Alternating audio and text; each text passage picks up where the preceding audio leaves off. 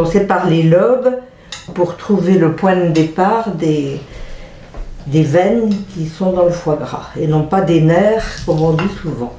Trouver le point de départ.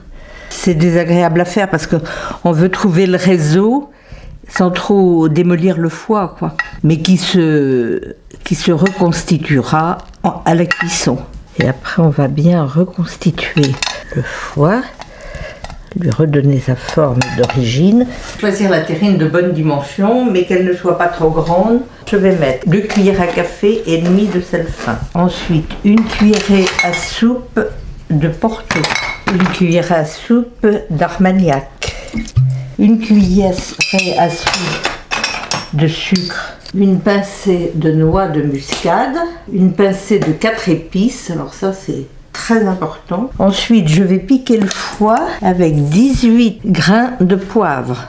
Et puis, je resserre bien le foie pour le placer au fond de la terrine.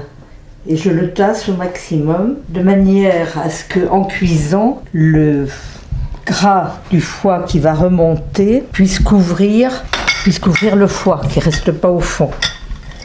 Donc ensuite, je tourne ma petite sauce faite avec les épices et les alcools et je l'arrose et le sucre qui est dedans. Voilà. Et le laisser un petit peu s'imprégner de toute cette petite sauce qui va le parfumer. Alors je vais allumer le four à 180 degrés thermostat 6 et préparer le bain-marie. Et le temps que le four préchauffe, le foie est en train de mariner un petit peu dans sa sauce. Je le programme, il va cuire pendant 55 minutes, plus le temps de chauffe. Nous allons enfourner la terrine de foie gras en la posant dans le bain-marie qui est préparé. Maintenant que le four a préchauffé pendant 10 minutes à 180 degrés.